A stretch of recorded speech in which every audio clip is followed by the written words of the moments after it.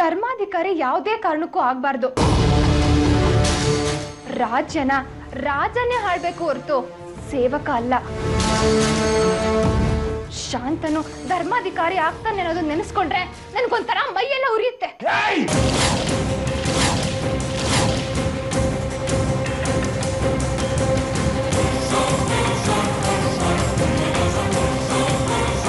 ಇನ್ನೊಂದು ಮಾತಾಡಿದ್ರೆ ಅಲ್ಲೂ ಉದುರಿಸ್ಬಿಡ್ತೀನಿ. ನಿಂದು ಪುಸ್ತಕದಲ್ಲಿ ಬರೆದಿರೋದೆಲ್ಲ ಸತ್ಯ ಅಲ್ಲ. ನೀನು ಬಾಯಿ ಬಂದಾಗೆಲ್ಲ ಮಾತಾಡಬೇಡ. ವಿಶ್ವ ಧರ್ಮಾಧಿಕಾರಿ ಆಗದೆ ಇದ್ರೆ ಅವನೇನು ಸತ್ತೋಗಲ್ಲ. ಇಲ್ಲ ಶಾಂತನೂ ಆದ್ರೆ ನನ್ನನ್ನು ಯಾರು ಗಲ್ಲಿಗೇರಿಸಲ್ಲ. ಇದು ನಿನಗೆ ಬೇರೆ ವಿಷಯ. ಸಮಾಧಾನ ಮಾವ, ಯಾಕೆ ಈ ತರ ಕಿರ್ಚಾಡ್ತಿದ್ದೀರಾ? ನಿಮ್ಗೆ ಶಾಂತನೂ ಆಗ್ ಬರ್ತಿರ್ಲಿಲ್ಲ, ಆದ್ರೆ ನನಗೆ ವಿಶ್ವ ಧರ್ಮಾಧಿಕಾರಿ ಆಗ್ಬೇಕು ಅಂತ ಆಸೆ ಇತ್ತು. ಅದಕ್ಕೆ ಹೀಗೆ ಹೇಳ್ದೆ. ಏನ್ ಮಾವ, ಸಡನ್ ಆಗಿ ನಿಮ್ಮಲ್ಲಿ ಇಷ್ಟೊಂದು ಚೇಂಜಸ್ಸು?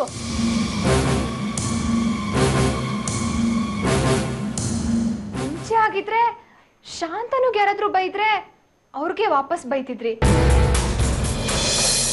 ಇವಾಗ ನೋಡಿದ್ರೆ ಶಾಂತನು ಪರ ವಹಿಸ್ಕೊತಿದ್ದೀರಾ. ಹಾಗಿದ್ರೆ ಪ್ರದೀಪ್ ಅವನ್ಗೆ ಕೈ ಕೊಟ್ಬಿಟ್ರಾ? ನೋಡು, ಮೊದಲು ನೀನು ಇಲ್ಲಿಂದ ಆಚೆ ನಡಿ. ಇಲ್ಲ ಅಂದ್ರೆ ನಾನು ಏನು ಮಾಡ್ತೀನಿ ನನಗೆ ಗೊತ್ತಿಲ್ಲ. ಹೋಗಾಚೆ. ಸರಿ ಮಾವ, ನನಗೆ ಗೊತ್ತಾಯ್ತು ನಿಮ್ಗೆ ಶಾಂತನು ಮೇಲೆ ಕನ್ಸರ್ನ್ ಇದೆ ಅಂತ. ನಾನು ಇವಾಗ ಆ ವಿಷಯ ಮಾತಾಡಲ್ಲ ಮಾವ. ಆದ್ರೆ ನಿಮ್ಗೆ ಏನಾಗಿದೆ ಅಂತ ಒಂದ್ಸರಿ ಹೇಳಿದ್ರೆ ನಿನಗೆ ಅರ್ಥ ಆಗಲ್ವಾ? ಹೋಗಾಚೆ, ಹೋಗಾಚೆ.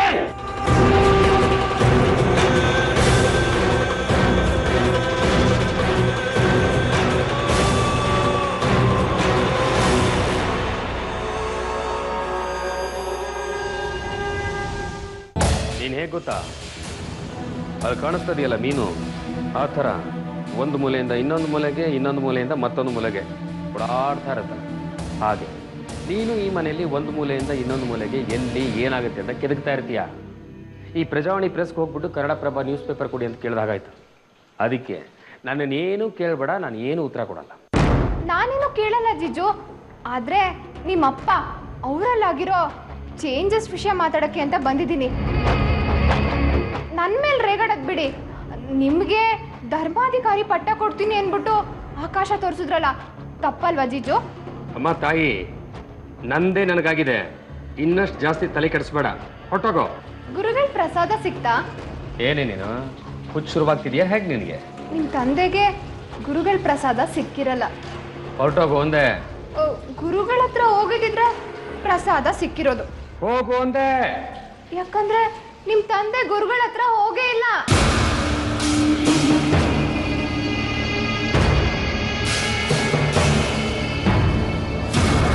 ಗುರುಗಳ ಹತ್ರ ಹೋಗದೆ ಇದ್ದಿದ್ದು ಶಾಂತನು ಧರ್ಮಾಧಿಕಾರಿ ಆಗೋದಿಕ್ಕೆ ಇಂಡೈರೆಕ್ಟ್ ಆಗಿ ಸಪೋರ್ಟ್ ಮಾಡ್ದಂಗೆ. ಎಲ್ಲ ನೋಡ್ತಾ ಏನ್ ಯೋಚನೆ ಮಾಡ್ತೀಯ ಜೀಜು? ನಿಮ್ ತಂದೆ ನೋಡ್ತಿದ್ರೆ ಸಮಥಿಂಗ್ ರಾಂಗ್ ಅಂತ ಅನಿಸ್ತಿಲ್ವಾ?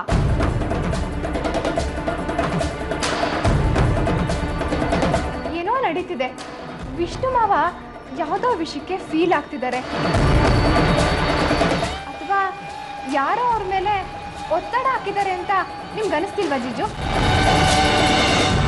ನಿನ್ನನ್ನ ಮಾವನ್ ವಿರುದ್ಧ ಎತ್ಕಡ್ತಿದ್ದೀನಿ ಅನ್ಕೋಬೇಡ. ಒಪ್ಕೋತೀನಿ ನಾನು ಸೆಲ್ಫಿಶ್, 100% ಪರ್ಫೆಕ್ಟ್ ಅಲ್ಲ ಅಂತ. ಆದ್ರೆ ನಿಮ್ಗೆ ಇಂಥ ಪರಿಸ್ಥಿತಿ ಬರಬಾರ್ದಿತ್ತು ಜೀಜು. ಲಾಜಿಕ್ ಯೋಚನೆ ಮಾಡು. ನಾನು ಲಾಜಿಕ್ ಇಟ್ಕೊಂಡೇ ಮಾತಾಡ್ತಿದ್ದೀನಿ. ಧರ್ಮಾಧಿಕಾರಿ ನೀನು ಅಥವಾ ವಿಶುನೇ ಆಗ್ಬೇಕು. ಅದು ಬಿಟ್ಟು ಶಾಂತನು ಯಾಕಾಗ್ಬೇಕು? ಪೀಠದ ಅಧಿಕಾರ, ಸವಲತ್ತು ಎಲ್ಲ ಅವನ್ಗೆ, ಆದ್ರೆ ನೋವು ಮಾತ್ರ ನಮ್ಗೆ. ಕರೆಕ್ಟಾ? ಏನು ಮಾಡೋಕ್ಕಾಗಲ್ಲ. ಹಿಸ್ಟ್ರಿಲಿ ಕೆಲವು ರಾಜ ಮಹಾರಾಜರು ನಮಗೆ ಹೀರೋಗಳ ಥರ, ದೇವ್ರ ಥರ ಕಾಣಿಸಿರ್ತಾರೆ. ಆದರೆ ಅವರು ಕೆಲವರನ್ನ ಕೊಂದೇ ರಾಜರಾಗಿರ್ತಾರೆ. ಪಕ್ಕದ ರಾಜ್ಯದವರು ಹುಷಾರಾಗಿದ್ದಾಗ ಇಂಥ ರಾಜರು ದಂಡೆತ್ತಿ ಬರ್ತಾ ಇರಲಿಲ್ಲ, ಸಾವು ನೋವು ಆಗ್ತಾ ಇರಲಿಲ್ಲ ಅಂತ ಕನ್ಕ್ಲೂಷನ್ ಕೊಡ್ತಾರೆ. ಯಾರಾದರೂ ಸಾಯ್ಲಿ ಬಿಡು, ನಾನು ಮಾತ್ರ ಹುಷಾರಾಗಿದ್ದೆ. ಯಾವುದಕ್ಕೂ ಟೈಮ್ ಇಲ್ಲ ಜೀಜು. ಆದ್ರೆ ವಿಷ್ಣು ಮಾವನ್ ಮನ್ಸನ್ನ ಕೆದಕಿದ್ರೆ ನಿಮಗೆ ಯೂಸ್ ಆಗತ್ತೆ. ಶಾಂತನು ಧರ್ಮಾಧಿಕಾರಿ ಆಗ್ಬಾರ್ದು ಅಂತ ನೀವ್ ಅನ್ಕೋತಿದ್ರೆ ಆದ್ರೆ ಅವನನ್ನ ಧರ್ಮಾಧಿಕಾರಿ ಮಾಡ್ತಿದ್ದಾರೆ. ಇಲ್ಲೇನೋ ನಡೀತಿದೆ ಜೀಜು. ಒಂದ್ ಮಾತು ಹೇಳ್ತೀನಿ ಜೀಜು, ನನ್ಗೆ ಮೈಂಡ್ ರೀಡಿಂಗ್ ಗೊತ್ತು. ನೀನು ವಿಷ್ಣು ಮಾವನ್ನ ವಿಚಾರಿಸ್ತೀಯ.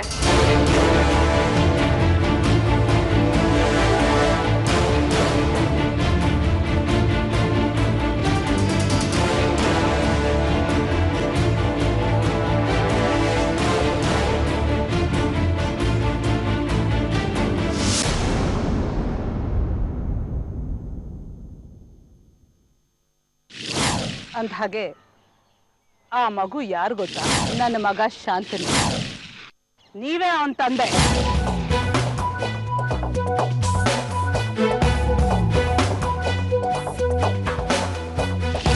ಶಾಂತನು ನಿಮ್ ಮಗ ಅಂತ ಎಲ್ಲಿ ಬೇಕಾದ್ರೂ ನಿರೂಪಿಸ್ತೀನಿ. ಇದನ್ನ ನಾನು ಬಹಿರಂಗ ಮಾಡಿದ್ರೆ ನಿಮ್ಮ ಸ್ಥಿತಿ ಏನಾಗತ್ತೆ ಅಂತ ಗೊತ್ತಾ ವಿಷ್ಣು?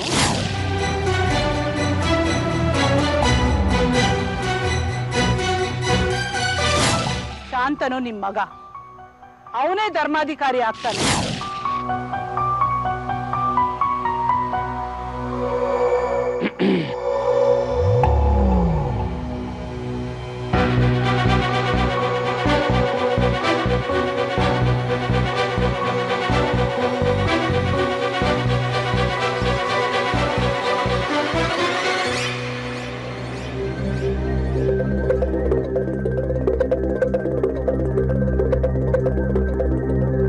ನಾವು ಎಲ್ಲವನ್ನ ನಂಬ್ತೀವಿ. ನಂಬಿಕೆ ಅನ್ನೋದು ಪ್ರಪಂಚದ 10ನೇ ಅದ್ಭುತ. ಯಾಕೆ ಅಂತ ಹೇಳ್ತೀನಿ ಕೇಳಿಸ್ಕೊಳ್ಳಿ. ನಾವು ಫ್ರೆಂಡ್ಸ್ನ ನಂಬ್ತೀವಿ, ಕೆಟ್ಟ ಪೊಲಿಟಿಷಿಯನ್ಸ್ನ ನಂಬ್ತೀವಿ. ಇನ್ಯಾವನೋ ಹೀರೋ ಜಾಹೀರಾತಲ್ಲಿ ಬರ್ತಾನೆ, ಈ ಕೂಲ್ ಡ್ರಿಂಕ್ಸ್ ಅಲ್ಲಿ ದಮ್ಮಿದೆ ಅಂತಾನೆ, ಅದನ್ನ ನಂಬ್ತೀವಿ, ಕುಡಿತೀವಿ. ಇನ್ನೊಬ್ಬ ಕ್ರಿಕೆಟ್ ಆಟಗಾರ ಬರ್ತಾನೆ, ಮೇರಾ ಭಾರತ್ ಮಹಾನ್ ಅಂತಾನೆ, ಅವ್ನು ದೇಶ ಪ್ರೇಮಿ ಅಂತ ನಂಬಿಡ್ತೀವಿ. ಆದ್ರೆ ಅವನು ಅದನ್ನ ಹೇಳೋದಕ್ಕೆ ಕೋಟಿ ಇಸ್ಕೊಂಡಿರ್ತಾನೆ. ಕಥೆಗಳನ್ನ ನಂಬ್ತೀವಿ, ನಂಬ್ತಾನೆ ಇರ್ತೀವಿ. ಎಲ್ಲಿವರೆಗೆ ಅಂದ್ರೆ ಒಬ್ಬ ಅಗ್ಸ ದೇವರಾದ ಶ್ರೀರಾಮನನ್ನ ತಲೆ ಕೆಡಿಸ್ದ ಅನ್ನೋದನ್ನ ನಂಬ್ತೀವಿ, ಸತ್ಯ ನಂಬ್ತೀವಿ, ಸುಳ್ಳು ನಂಬ್ತೀವಿ.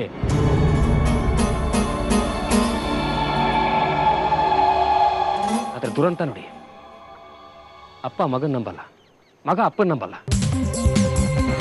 ಅದಕ್ಕೆ ಹೇಳಿದ್ದು ನಂಬಿಕೆ ಅನ್ನೋದು ವಿಚಿತ್ರವಾದ್ದು ಅಂತ. ಅರ್ಥ ಆಗುತ್ತೆ ಕಣೋ ನನಗೆ ನಿನ್ನ ಮನಸ್ಥಿತಿ ಏನು ಅಂತ. ನೀನ್ ಹೇಳಿದಾಗ ಎಲ್ಲವೂ ವಿಚಿತ್ರನೇ, ಆದ್ರೆ ಆ ವಿಚಿತ್ರ ಯಾವುದು ನಮಗೆ ಬೇಡ. ಹಾಗೆ ಅಧಿಕಾರ ಕೂಡ, ಯಾಕಂದ್ರೆ ಅಧಿಕಾರ ಕೂಡ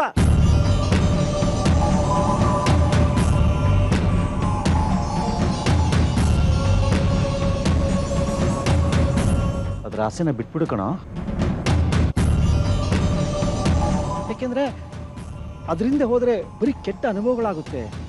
ಅಳೋದು, ಅಳಸೋದು. ಈ ಅಧಿಕಾರ ಅನ್ನೋದು ಹಣೆ ಬರದಿಲ್ಲಿನ ಒಂದು ಸಾಲು ಅಷ್ಟೇ. ನೀನು ಇಲ್ಲಿ ಯಾಕೆ ಬಂದಿದೆ ಅಂತ ನನಗೆ ಚೆನ್ನಾಗಿ ಗೊತ್ತು. ಆದರೆ ದಯವಿಟ್ಟು ನನ್ನ ಪಾಡಿಗೆ ನನ್ನನ್ನು ಸ್ವಲ್ಪ ಹೊತ್ತು ಬಿಟ್ಟು, ದಯವಿಟ್ಟು ಮನ್ಸಲ್ಲಿ ಏನು ಇಟ್ಕೊಳ್ದೆ ನೇರವಾಗಿ ಉತ್ತರ ಕೊಡಿ. ನನಗೆ ಇವತ್ತು ಸತ್ಯ ಏನಂತ ಗೊತ್ತಾಗಬೇಕು. ನೋಡು ಪ್ರದೀಪ, ಕಾಡಿಗೆ ಹೋದ ಕಟ್ಟಿಗೆಯನ್ನು ಕಡಿಯಕ್ಕೆ ಆರಿಸ್ಕೊಳ್ಳದೆ ನೇರವಾದ ಮರನ ಉಳಿಸೋಕೆ ಸುಲಭ ಆಗಲಿ ಅಂತ. ಆದರೆ ನಾವು ಮನುಷ್ಯರು ನೇರವಾಗಿರಬಾರ್ದು. ಅದು ಕೆಲವೊಂದು ಸಂದರ್ಭದಲ್ಲಿ. ಬನ್ನಿ ಹಾಗಾದ್ರೆ ಗಾಡಿಗೆ ಹೊರಟ್ಬಿಡೋಣ. ಪ್ರದೀಪ ಕ್ಷಮಿಸ್ಬಿಡು. ಏನಾಗಿದೆ ನಿಮಗೆ? ಯಾಕೆ ಹೇಗಿದ್ದೀರಾ? ನೋಡಿ, ನನ್ನಿಂದ ಏನಾದ್ರೂ ತಪ್ಪಾಗಿದ್ರೆ ಹೇಳಿ, ಅಥವಾ ನಿಮ್ಮ ಮನಸ್ಸಲ್ಲಿ ಏನಾದ್ರೂ ಇದ್ರೆ ಹೇಳ್ಕೊಂಡ್ಬಿಡಿ, ಮನ್ಸು ಹಗುರ ಆಗುತ್ತೆ. ಯಾಕೆಂದ್ರೆ ಇಂಥ ಟೈಮಲ್ಲಿ ನೀವು ಸುಮ್ಮನೆ ಕೂರೋರಲ್ಲ. ದಯವಿಟ್ಟು ನನ್ನನ್ನು ಏನು ಕೇಳಕ್ ಹೋಗಬೇಡ ಪ್ರದೀಪ. ಕೆಲವೊಂದು ನಾನು ಹೇಳಬಾರ್ದು, ನೀನು ಕೇಳಬಾರ್ದು ಅಷ್ಟೇ. ನಾನು ಅದಕ್ಕೆ ತಾಳ್ಮೆಯಿಂದ ಕೇಳ್ತಾ ಇದ್ದೀನಿ. ನನ್ನ ಎದುರುಗಡೆ ಇರೋದು ನನ್ನ ಅಪ್ಪ ಅಂತ. ಅದೇ ಆ ಶಾಂತನೋ ಬೇರೆ ಯಾವನೋ ಆಗಿದ್ದಿದ್ರೆ ಚಪ್ಪಲಿ ಹೊಡೆದು ಕೇಳ್ತಿದ್ದೆ.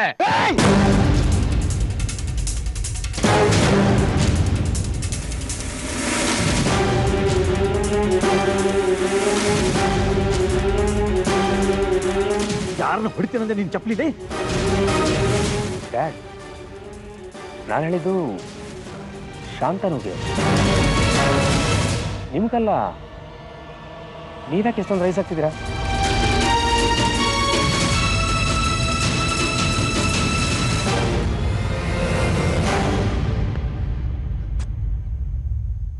ಸಾರಿ ಕಣ ಪ್ರತಿಭಾ,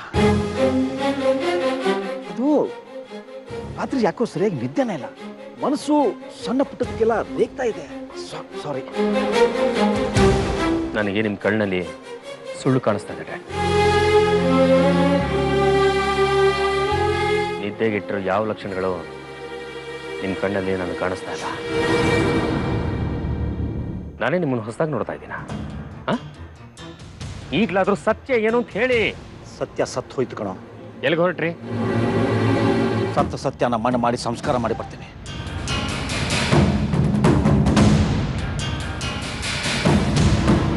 ಆನೆ, ಒಂಟೆ ಇಂಥ ದೊಡ್ಡ ದೊಡ್ಡ ಪ್ರಾಣಿಗಳ ವಿಷಯ ಅಲ್ಲ.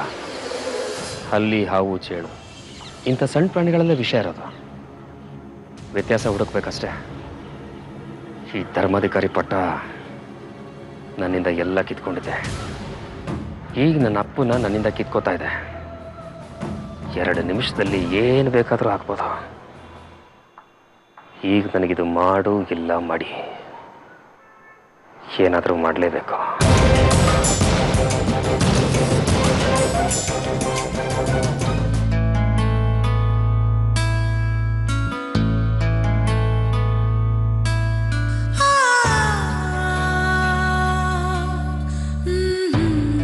ಭಿಕ್ಷುಕರನ್ನ ಮನೆಯಿಂದ ಹೊರಗೆ ಹಾಕೋ ಹಾಗೆ ನನ್ನ ಹಾಕಿದ್ರು ಅಜ್ಜಿ.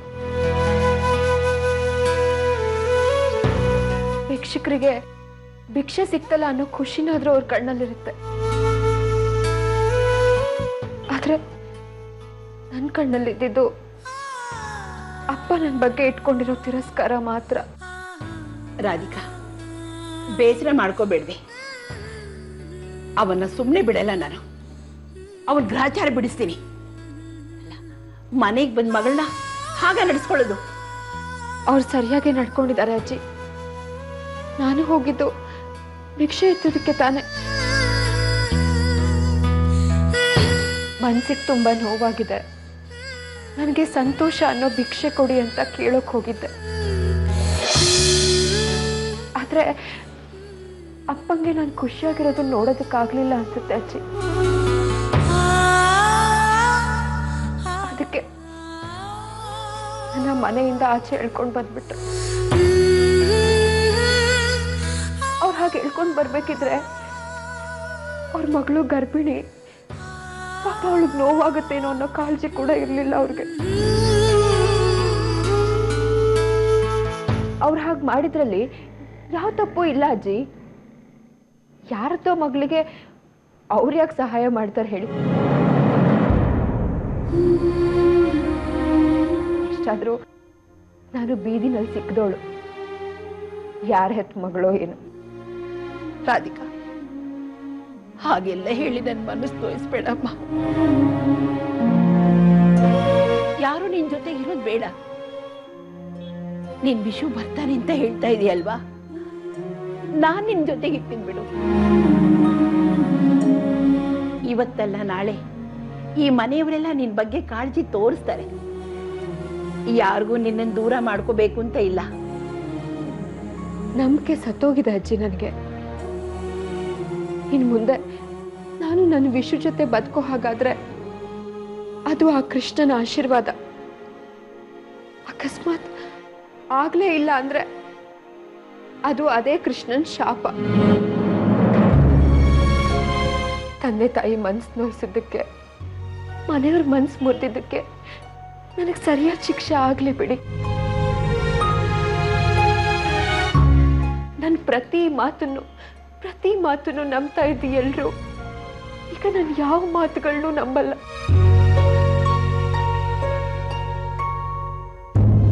ತಂದೆ ಪ್ರೀತಿ ಇಲ್ಲ, ತಾಯಿ ಮಮತೆ ಇಲ್ಲ, ಗಂಡನ ಆಶ್ರಯನೂ ಇಲ್ಲ, ಇನ್ನು ಮನೆಯವ್ರ ಕಾಳಜಿ ಅದು ಇಲ್ಲ. ಅಜ್ಜಿ, ನಾನೊಬ್ಳು ತುಂಬಾ ಗರ್ಭಿಣಿ ಅಜ್ಜಿ. ಪ್ರೀತಿ, ವಾತ್ಸಲ್ಯ, ಮಮತೆ ನನಗಿಲ್ಲ ಅಂದ್ರೆ ನಾನು ಹೇಗ್ ಬದುಕ್ಲಿ ಹೇಳಿ? ಹೇಗ್ ಬದುಕ್ಲಿ ಅಜ್ಜಿ? ನಾನು ಯಾವ ತಪ್ಪು ಮಾಡಿಲ್ಲ ಅಜ್ಜಿ. ನನ್ ವಿಷು ಇವತ್ತಲ್ಲ ನಾಳೆ ಬರ್ತಾರೆ ಅಂತ ನಾನು ಹೇಳ್ತಿರೋದೇ ಪಾಪ ಅಂದ್ರೆ ನಾನು ಸಾಯೋವರೆಗೂ ಆ ಪಾಪನ ಮಾಡ್ತಾನೆ ಇರ್ತೀನಿ. ಬದುಕೋ ದಾರಿನಲ್ಲಿ ಕಲ್ಲಿದೆ, ಮುಳ್ಳಿದೆ, ನೋವಿದೆ, ದುಃಖ ಇದೆ. ಆದ್ರೆ ಬದುಕೋದಕ್ಕೆ ನನ್ನ ವಿಷು ವಾಪಸ್ ಬರ್ತಾರೆ ಅನ್ನೋ ಒಂದು ನಂಬಿಕೆ ಇದೆ. ಅವ್ರು ಬರೋವರೆಗೂ ನಾನು ಇದೇ ನಂಬಿಕೆನಲ್ಲಿ ನನ್ನ ಜೀವನ ಪರ್ಯಂತ ಕಾಯ್ತಾನೆ ಇರ್ತೀನಿ ಅಜ್ಜಿ. ಆದ್ರೆ ಯಾವತ್ತ ಆ ಕೃಷ್ಣ ನಿನ್ನ ನಂಬಿಕೆನೆ ಸುಳ್ಳು ಅಂತ ನನಗೆ ಹೇಳ್ತಾನೋ ಅವತ್ತು ಈ ರಾಧಿಕಾ ಬದುಕಿನ ಮೇಲಿನ ಆಸೆನ ಕಳ್ಕೊತಾಳೆ, ಸಾವಿಗೆ ಹತ್ರ ಆಗ್ತಾಳೆ ಅಜ್ಜಿ.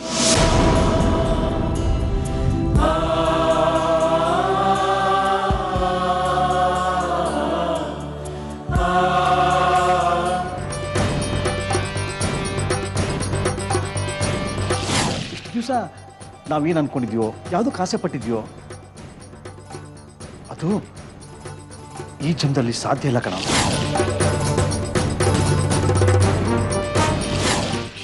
ಶಾಂತನೂನೇ ಧರ್ಮಾಧಿಕಾರಿ ಆಗೋದು.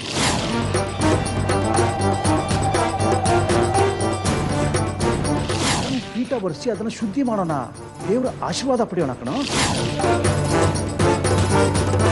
ಅಧಿಕಾರ ಅನ್ನೋದು ಹಣೆ ಬರದಿಲ್ಲ ಒಂದು ಸಾಲ ಅಷ್ಟೇ.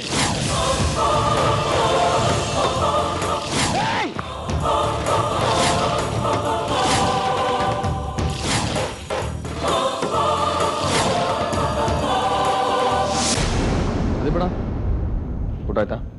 ಆಯ್ತು, ನಿಂದಾಯ್ತಾ? ಹಾಂ ಆಯ್ತು. ಅದೇ ಬೇಡ, ತುಂಬ ದಿನಗಳ ನಂತರ ಮನೆಯಲ್ಲಿ ಮಹತ್ವದ ಶುಭ ಕಾರ್ಯ ಅಂದರೆ ಪಟ್ಟಾಧಿಕಾರಿಯ ಪಟ್ಟದ ಪೂಜೆ ನಾಡಿದ್ದು ಮುಗಿಯುತ್ತೆ. ನಾಡಿದ್ದಿಷ್ಟೊತ್ತಿಗೆ ಧರ್ಮಾಧಿಕಾರಿ ಆಯ್ಕೆನೂ ಆಗಿರುತ್ತೆ. ನಿನಗೇನಿಸ್ತದೆ? ವಿಶು, ಟೈಮ್ ಸಿಗಲ್ಲ. ಟೈಮ್ಗೋಸ್ಕರ ಕಾಯ್ತಾ ಕೂತ್ರೆ ಅದು ದಡ್ತನ. ಎಲ್ಲ ಮುಗಿದೋದ್ಮೇಲೆ ಕೇಳ್ತಾ ಇದೀಯಾ? ಈಗ ಶಾಂತನು ಧರ್ಮಾಧಿಕಾರಿ ಆಗ್ತಾ ಇದ್ದಾನೆ. ಮನೆಯಲ್ಲಿ ಎಲ್ಲರಿಂದ ಒಪ್ಪಿಗೆ ಇದ್ರು ಕೂಡ ಮನೆಯಲ್ಲಿ ಅಂತ ಸಂಭ್ರಮದ ವಾತಾವರಣ ಇಲ್ಲ ಅಂತ ನಿನಗೆ ಅನಿಸ್ತಾ ಇಲ್ವಾ? ವಿಶು, ನಾನು ಒಬ್ಬನೇ ಕೂತಿದ್ದೀನಿ ಅಂತ ಕಂಪ್ನಿ ಕೊಡೋದಕ್ಕೆ ಮಾತಾಡ್ತಾ ಇದೆಯೋ ಅಥವಾ ಒಬ್ಬನೇ ಕೂತನ ಮನಸ್ಸಲ್ಲಿ ಒಂದಿಷ್ಟು ಒದ್ದಾಟಗಳನ್ನು ತುಂಬ ಹೋಗಬೇಕು ಅಂತ ಮಾತಾಡ್ತಿದ್ಯೋ? ಅಲ್ಲ, ಮದುವೆ ಆಗಿ ಮಗು ಆದಮೇಲೆ ಮದುವೆ ವಿಡಿಯೋ ನೋಡ್ತಾ ಅಯ್ಯಯ್ಯೋ ಶಾಂತಮ್ಮಜ್ಜಿ ಒಬ್ಬರು ಬರಲಿಲ್ಲ, ಮಿಸ್ ಆಯಿತು ಅಂತ ಹೇಳೋದು ವೇಸ್ಟ್ ಅಲ್ವಾ? ಅಲ್ಲ, ಎಕ್ಸಾಂಪಲ್ ಹೇಳಿದೆ. ನೋಡ್ಬೋದು ಬಣ, ನನ್ನ ಮನಸ್ಸಲ್ಲಿರೋದನ್ನ ನೇರವಾಗಿ ಹೇಳೋದಕ್ಕೆ ಬಂದೆ. ನೀನು ನನಗೆ ಅಣ್ಣ, ನಿನಗೂ ಧರ್ಮಾಧಿಕಾರಿ ಆಗೋ ಎಲ್ಲ ಅರ್ಹತೆನೂ ಇದೆ. ಆದರೆ ನಾನು ಶಾಂತನೂ ಆಗಲಿ ಅಂತ ಬಯಸಿದೆ. ಹಾಗಂತ ನೀನು ಧರ್ಮಾಧಿಕಾರಿ ಆಗೋದು ನನಗಿಷ್ಟ ಇಲ್ಲ ಅಂತ ಅಲ್ಲ. ಸಿಚುವೇಶನ್ ಆಗಿದೆ, ಪರಿಸ್ಥಿತಿ ನನ್ನನ್ನು ರೂಲ್ ಮಾಡ್ತಾ ಇರೋದ್ರಿಂದ ಶಾಂತನು ಈಗ ಧರ್ಮಾಧಿಕಾರಿ ಆಗ್ತಾ ಇದ್ದಾನೆ. ಪ್ರದೀಪಣ್ಣ, ನನಗೀಗಲೂ ಅನಿಸ್ತಾ ಇದೆ ನೀನು ಯಾಕೆ ಧರ್ಮಾಧಿಕಾರಿ ಆಗಬಾರ್ದಿತ್ತು ಅಂತ. ವಿಶು, ಜಿಂಕೆ ಸಿಂಹನ ಕೊಲ್ಲೋದು ಹೇಗೆ ಅನ್ನೋ ವಿಷಯದ ಮೇಲೆ ಡಾಕ್ಟರೇಟ್ ತೊಗೊಂಡಾಗಿದೆ ನಿನ್ನ ಕಲ್ಪನೆ. ನನ್ನ ಮಾತು ವಿಚಿತ್ರ ಅನ್ನಿಸ್ತಾ ಇದೆಯಲ್ಲ? ಏನು ಮಾಡ್ತೀಯಾ? ನನ್ನ ಮಾತು ಕೆಲವೊಬ್ಬರಿಗೆ ಅರ್ಥನೇ ಆಗಲ್ಲ. ನನಗೂ ಅಷ್ಟೇ ಈ ಮನೇಲಿ ನಡೀತಾ ಇರೋ ವಿಷಯಗಳ ಬಗ್ಗೆ ತುಂಬ ಅನುಮಾನಗಳಿದೆ. ನೀನು ಇವಾಗ ಬಂದು ನೀನು ಒಬ್ಬ ಧರ್ಮಾಧಿಕಾರಿ ಪಟ್ಟಕ್ಕೆ ಕ್ಯಾಂಡಿಡೇಟ್ ಅಂತ ಹೇಳ್ತಾ ಇದೆಯಲ್ಲ,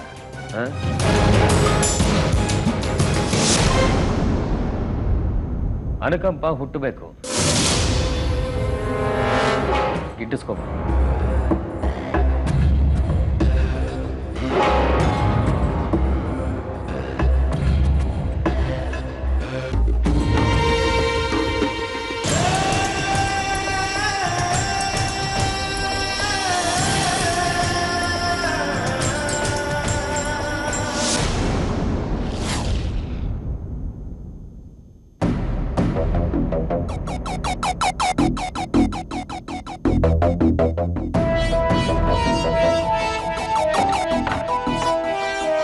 ರಾಧಿಕಾ,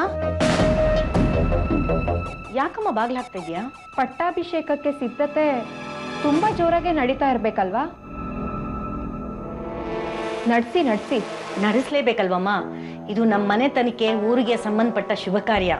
ಬದುಕು ಬಯಲಿನ ಬಿಸಿಲಲ್ಲಿ ಒಣಗುತ್ತೆ ಅಜ್ಜಿ, ಸಾವು ಮಣ್ಣಿನ ತಂಪಲ್ಲಿ ತಣ್ಣಗೆ ಮಲಗುತ್ತೆ. ಇದ್ದಾಗ ಯಾವುದು ಸರಿ ಇರಲ್ಲ, ಹೋದ್ಮೇಲೆ ಛೇ ಹೋದವರು ಇರ್ಬೇಕಾಗಿತ್ತು ಅಂತ ಅನ್ಕೋತೀನಿ. ಇಷ್ಟೇ ಜೀವನ, ಇದು ಅರ್ಥ ಆಗಲ್ಲ, ಅರ್ಥ ಮಾಡಿಸೋದಕ್ಕೂ ಆಗಲ್ಲ. ರಾಧಿಕಾ, ನಿನ್ ಮಾತು ನನ್ಗೆ ಅರ್ಥ ಆಗ್ತಿಲ್ಲಮ್ಮ. ಹೇಳಿದ್ನಲ್ಲ ಅಜ್ಜಿ, ನಿಮ್ಗೇನು ಅರ್ಥ ಆಗಲ್ಲ. ನೀನ್ ಏನ್ ಅರ್ಥ ಮಾಡ್ಸಕ್ ಪ್ರಯತ್ನ ಪಡ್ತಾ ಇದೀಯ ರಾಧಿಕಾ? ಅಜ್ಜಿ, ನನ್ನ ಜೊತೆ ಬರ್ತೀರಾ? ಎಲ್ಲಿಗೆ? ಮನೆ ಬಿಟ್ಟು ಹೋದ್ಮೇಲೆನೆ ಅಲ್ವಾ ಕೆಲವರು ಮಹಾನುಭಾವರಿಗೆ ಜ್ಞಾನೋದಯ ಆಗಿದ್ದು. ಎಲ್ಲಿಗೆ ಅಂತ ಹೇಳಮ್ಮ, ನನಗಿಲ್ಲಿ ಸ್ವಲ್ಪ ಕೆಲಸ ಇದೆ. ಕೆಲವು ವಿಷಯಗಳನ್ನ ನಿಮ್ಮ ಹತ್ರ ಮಾತಾಡ್ಬೇಕು ಅಜ್ಜಿ. ಏನ್ ವಿಷಯ ಇದ್ರು ಇಲ್ಲೇ ಮಾತಾಡ್ಬಾರ್ದ ರಾಧಿಕಾ? ನನಗೆ ತುಂಬಾ ಕೆಲಸ ಇದೆ ಅಮ್ಮ. ಇಲ್ಲಿ ಮಾತಾಡೋ ಅಂತ ವಿಚಾರ ಅಲ್ಲ ಅಜ್ಜಿ, ಅದಕ್ಕೆ ಬನ್ನಿ ಅಂತ ಕರಿತಿದ್ದೀನಿ. ಅಜ್ಜಿ, ನನ್ನ ಪಾಲಿಗೆ ಯಾರೂ ಇಲ್ಲ ಅನ್ನೋ ಹಾಗೆ ಮಾಡಬೇಡಿ. ನಿಮ್ಮ ಹತ್ರನೇ ನಾನು ಈ ವಿಷಯಗಳನ್ನ ಹೇಳ್ಕೋಬೇಕು. ನನಗೋಸ್ಕರ ಅಲ್ಲ, ಈ ವಂಶದ ಕುಡಿಗೋಸ್ಕರನಾದ್ರೂ ಬನ್ನಿ ಅಜ್ಜಿ, ದಯವಿಟ್ಟು ನನ್ನ ಜೊತೆ ಬನ್ನಿ.